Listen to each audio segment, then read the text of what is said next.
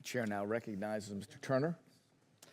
Thank you, Mr. Chairman. General Anderson, in your opening portion of your written statement, you say that AFRICOM, we work with our African partners and our allies on collective security. You then note that you're facing more demanding challenges with ISIS, Al-Qaeda, but also disruptive actors like Russia, China, and Iran.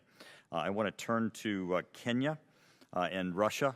I believe that Kenya is a strong ally. You would agree that Kenya is a strong ally, would you not, General? Yes, I would. I've been to Kenya. I've seen and I'm aware of our collective operations, and I was very surprised and very concerned when I saw the New York Times reporting of Kenya's National Intelligence Service report that up to 1,000 Kenyans had been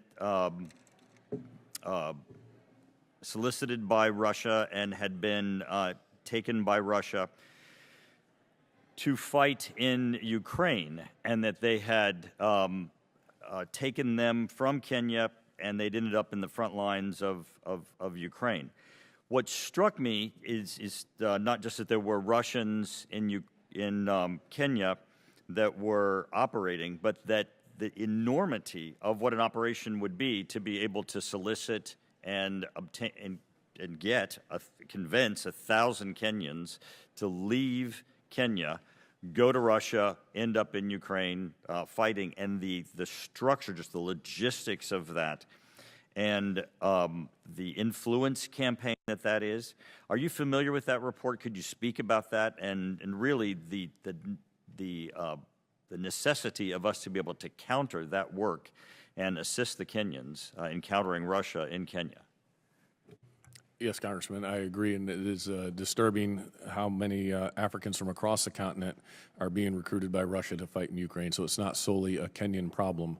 To the point in Kenya, I agree the concern has been, and I think it was highlighted in that New York Times article as well, is that it's not been clear that they were recruited to go to Ukraine, often using other reasons to recruit them, whether for work or for other jobs, not necessarily articulating the fact that they end up on the front lines in Ukraine. So one of those things that we have done to help counter that is just implement the truth by being able to inform other partners of what's happening has been very powerful. But this is not just disinformation, them being told what they're going to do and then they're ending up in Ukraine, but that there's this infrastructure that Russia has deployed, and 1,000 out of Kenya is pretty enormous. So you're up against a pretty enormous structure that Russia has deployed within Kenya. Russia is using many different means in order to recruit folks from across the continent, and you are correct. They do have the network in order to bring them back into Russia. Thank you. Secretary Zimmerman, first off, congratulations on your answers to the ranking member. They were excellent in the manner in which you handled those questions.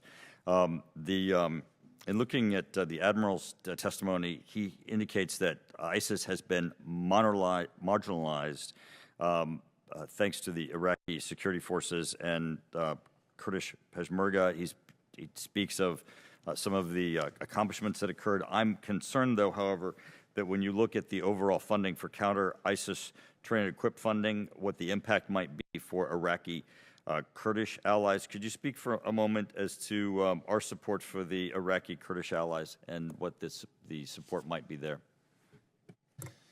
Congressman, thank you. We have the greatest appreciation for our Iraqi Kurdish partners. It's hard to find a more willing, capable group to work alongside. And we welcome the support funding that Congress has provided to continue that partnership. This has become particularly stark, and I'll be maybe more general how I speak here. But Operation Epic Fury has shown that the Shia militia groups in Iraq have a lot of agency and independence to act in ways that are harmful to the United States, which has only showcased how helpful the Iraqi Kurdish partners are. The gentleman yields back.